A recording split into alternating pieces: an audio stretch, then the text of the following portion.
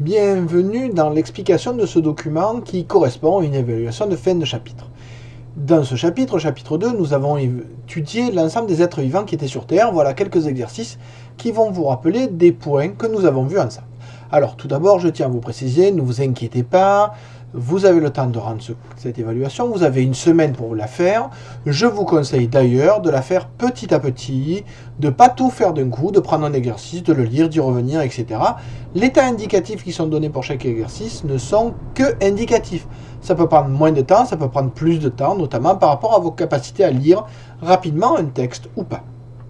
Premier exercice, l'utilité de la nutrition. Vous avez ici deux graphiques, vous le voyez, qui représentent un animal ici avec une nourriture à base de végétaux verts et ici à partir de calcium avec de la nourriture agrémentée en calcium. Vous avez ici la masse de l'escargot et ici le temps en mois. Et le deuxième graphique qui représente ici de la farine. Alors la quantité de farine permet de déduire la quantité de blé qui a été produite, puisque pour fabriquer cette farine de blé, c'est pas précisé, c'est pour ça que je le dis à l'oral.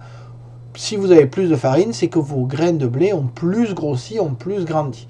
Donc ça veut dire que quand vous avez plus de farine, il y a eu plus de croissance. Vous avez donc la courbe verte qui correspond à la courbe avec engrais et la courbe bleue qui correspond au champ sans engrais. Donc vous voyez qu'avec ceci, au moins, on peut avoir des couleurs.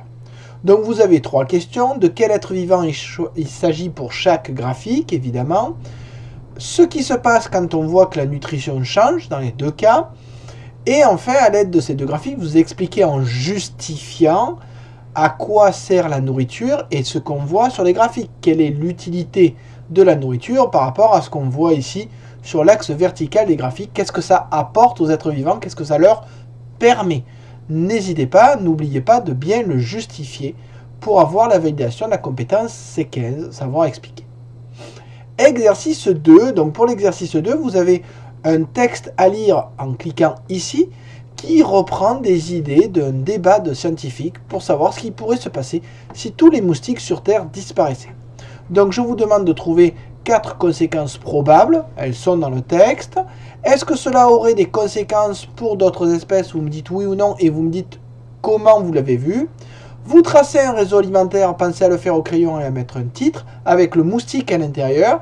Vous allez voir que ce moustique mange des choses mais est mangé par autre chose, bien évidemment.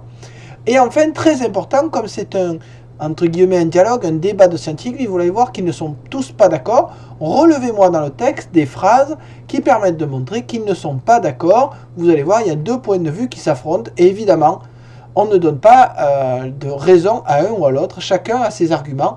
Maintenant, tant que les moustiques n'auront pas disparu, on ne pourra pas savoir lequel avait raison. Troisième exemple, on a vu que les êtres vivants pouvaient se reproduire. Grégoire l'arrosoir, celui que vous pouvez voir sur ces vidéos, donc il suffit de cliquer dessus.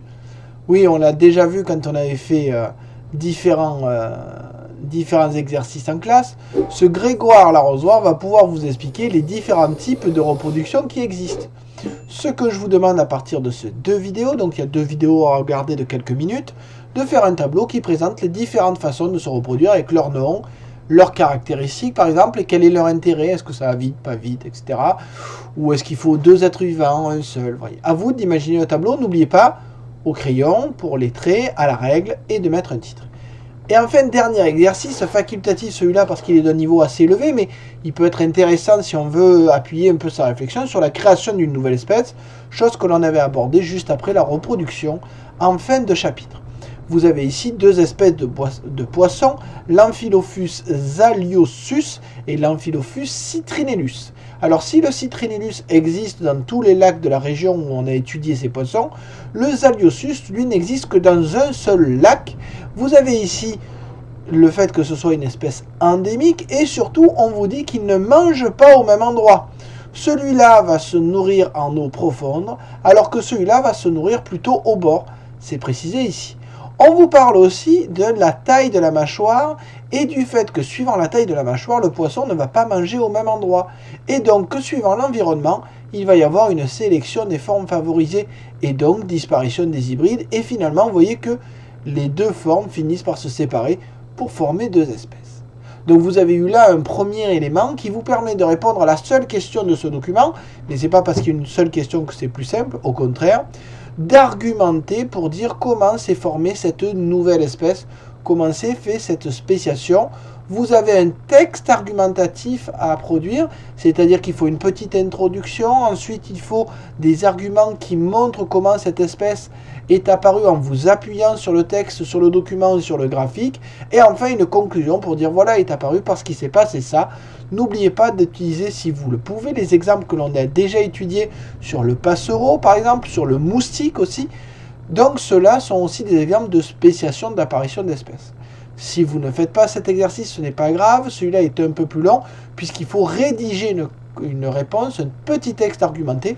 Je vous l'ai déjà dit, c'est une compétence qui est à acquérir pour la fin de 3e, mais qu'il faut commencer à travailler en 6e, pour au moins s'y frotter et voir un peu ce que ça fait. Allez, je vous dis bon courage, et à bientôt.